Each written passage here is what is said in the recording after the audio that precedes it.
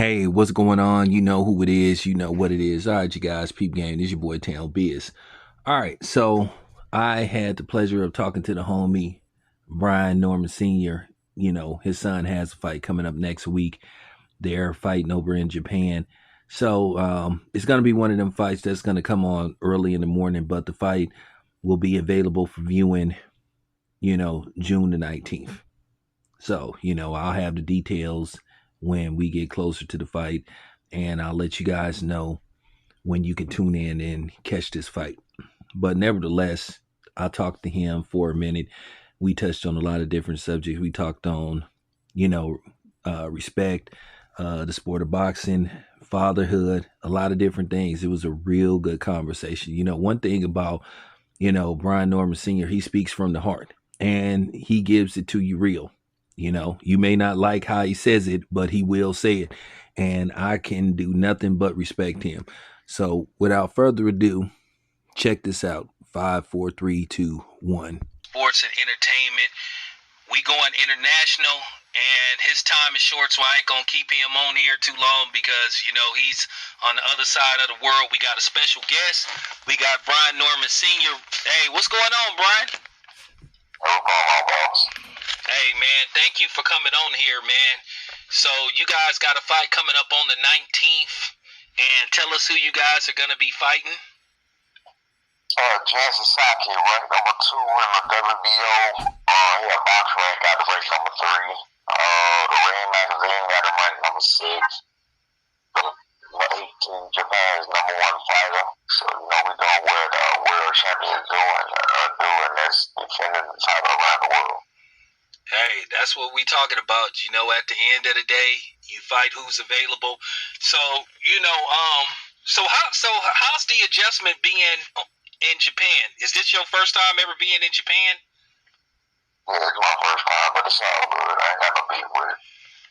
Yeah, it's 13 hours ahead, so you can just say it's Wednesday morning over here, like what, 9 o'clock? 9 o'clock Wednesday morning over here. So, with almost 10. Almost 10 o'clock Wednesday morning over here, so you just pretty much, depending on where you are over there, you can add, for you, I think you add 16 hours.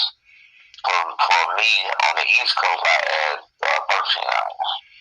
It's where I'm at in the Bay Area. It's almost 6 p.m. It's almost 6. Yeah, it's almost 6 p.m. Yeah, that's what I'm saying. That's 16 hours. Man, that is crazy.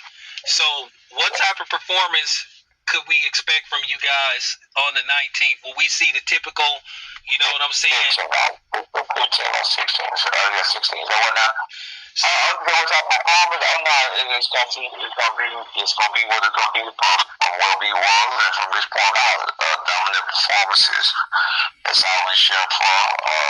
Nothing else, would be expected from us. Of course, everybody can't shoot everybody can't bowl a perfect game, or have a perfect game every time or whatever else. But on our end, we're looking to show out in every opportunity we get and make a statement. Yeah. So to make sure the fans can tune in, this fight is going to be on. For us, it's going to be on the 19th, which is a Thursday, but it may be, Friday for you guys? Nah, it's going to be the same. It's going to be the same. It's, what you is going to be like, it's too early in the morning. It's going to be like, let me see, about 3 o'clock in the morning your time. Oh, okay. Well, I'm going to be up anyway because I'm going to be getting ready for work. So you heard the man. Yes. So you heard the man. Tune in next. Yeah, ESPN Plus, or Lamino, or something they got. Okay. You can look it up. It's free. It's like, you don't have to pay for it or nothing like that. You know what I'm saying? So Top Rank gonna show it. I know they were showing it on ESPN Plus app, like if you got ESPN Plus or whatever. And you probably can find it on YouTube. Like I said, I seen something about Lemino, Lamino, or something like that they got. But it's all good. It's an experience. It's an opportunity. A lot of people don't understand or even know that a lot of their favorite fighters have never fought outside the country, world champion or not. A lot of them don't do this, and I see it as we are world champion. We are going to defend this around the world. There's 8 8.2 billion people on this planet. That's the world. 8.2 billion. It's only 342 million or 340 million in America. You understand? Tokyo, Japan has 34 million people. Tokyo, Japan, the city itself has 34 million people. I'm putting these numbers in the place for a reason. There are only 40 million black people in America. So that tells you what 34 million people is. It's 34 million people in Tokyo, Japan, the city of Tokyo, Japan. You can look that up, the most populated city in the world. Tokyo, Japan is the most populated city in the world. They got 34 million people, and there are literally only 40 million black people in America alone. That's all of us.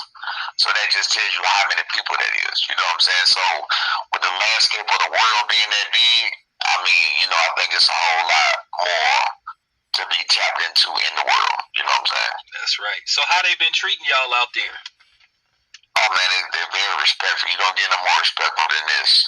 They're all about honor. They're all about dignity. They're all about respect, and I can appreciate that from them. Like, they're not on no bullshit.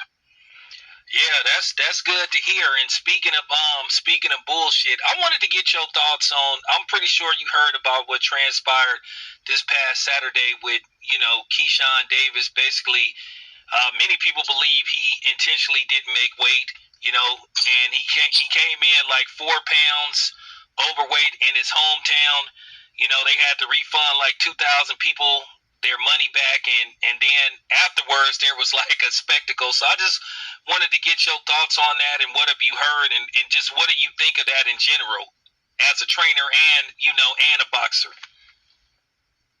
I think it was very unprofessional.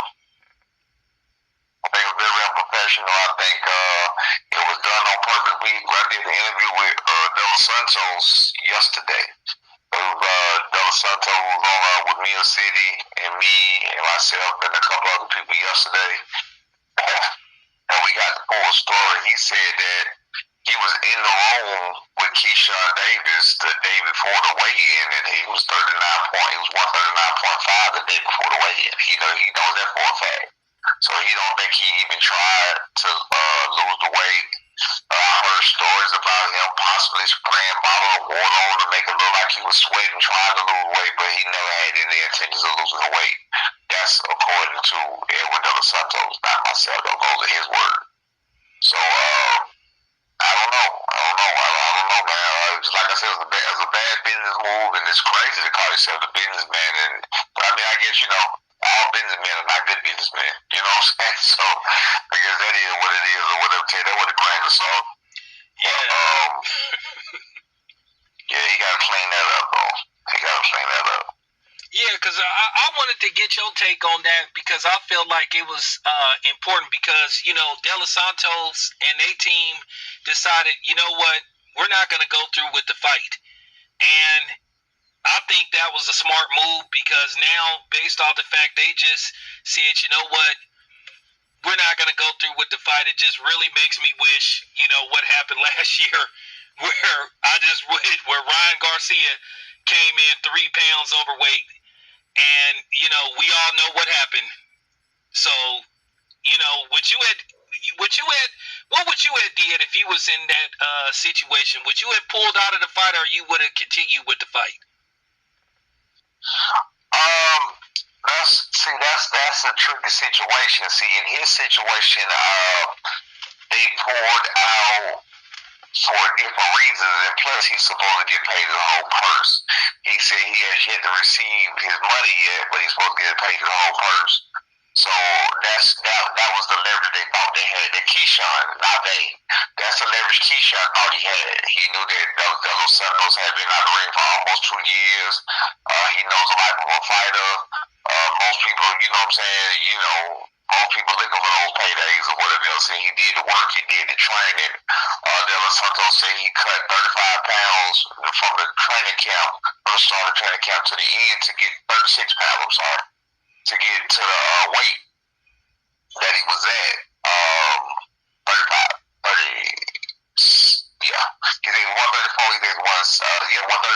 36 pounds. He cut 36 pounds. So anyway, with that being said, the caveat and the icing on the cake for De Los Santos is they're gonna pay him anyway for free. So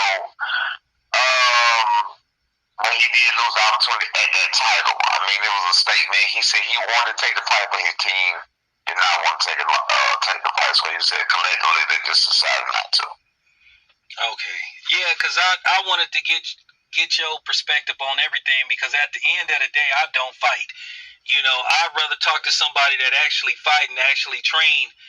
And, you know, me, myself, I just was like, you know, I was just disappointed in the fact that he didn't make weight. And then the melee that happened after the fight where, you know, allegedly they said that he, you know, after his brother got beat, that they went up in the dude's locker room and headbutt him and all that crazy stuff happened. So I'm just like, damn, dude, if you wanted to fight, you should have tried to make weight so you could actually fight.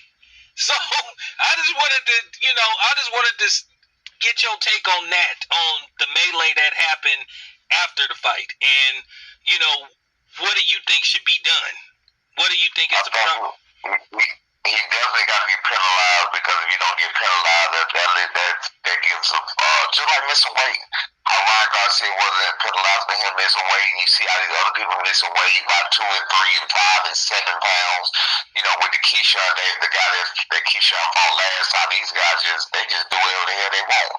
So contracts mean nothing to them. So they really need to be severely reprimanded, fined, suspended, something needs to happen. As far as for Keyshawn, he never needs to be suspended about that situation that happened after. That was just straight ghetto. You know what I'm saying? That was a bad look for everybody. It was a bad look for Norfolk, Virginia. It was a bad look for DB3.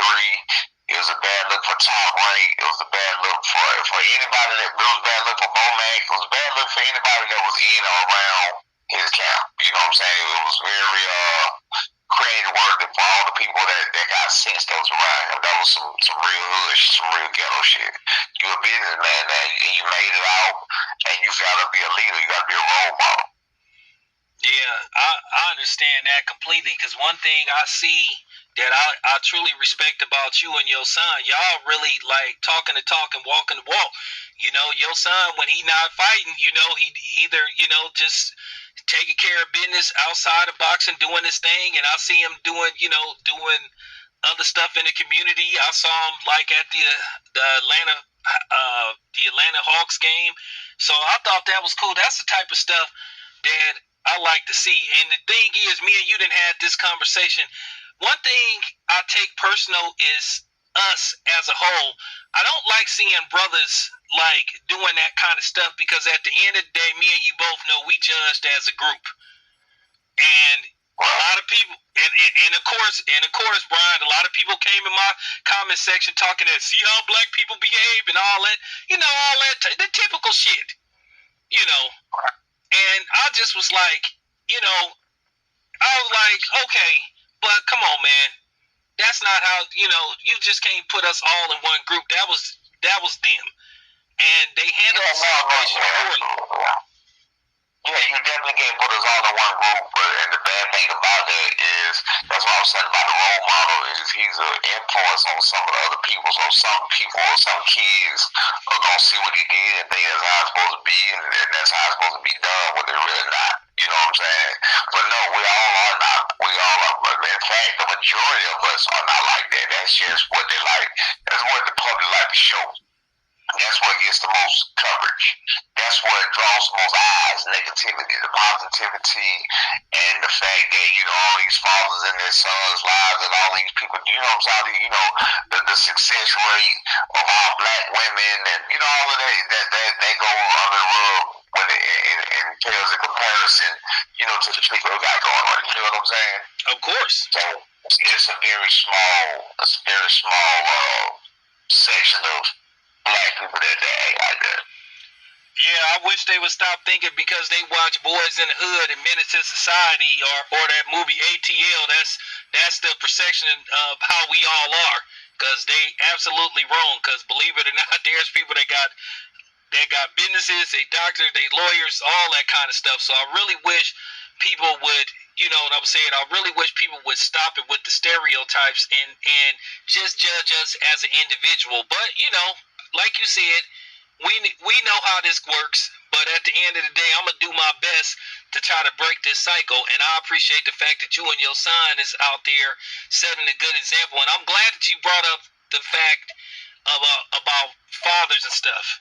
This is why I have a lot of respect for you, for Bill Haney. I have a lot of respect for Kenny Porter, because you know they make it look like every black man didn't have a father in their life. And then I hate the fact that a lot of people be talking shit about you and talking shit about Bill, and that pisses me the fuck off, because they shouldn't have their fathers around. I'm like, well, wait a minute. You say we don't go around, and you got a problem, and then when they are around, you got a goddamn problem. Hey, that's some shit. Got them further, and it's usually a lot of times got them further than this, the people talking, got their kids and anything, supporting them more than they ever support their kids. Like, a lot of these people talking don't even see their kids. You know what I'm saying? They on child support and shit. But I'm just saying, that's the way it is, man. It's crazy out here, man. It's crazy.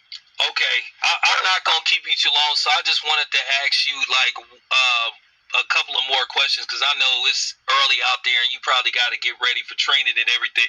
So, what are you guys' plans? You know, after, I know you guys really don't like to talk about the next fight, but in all likelihood, we believe that you're going to be successful because of your son's skills. So, what are you looking to do? You know, after this fight?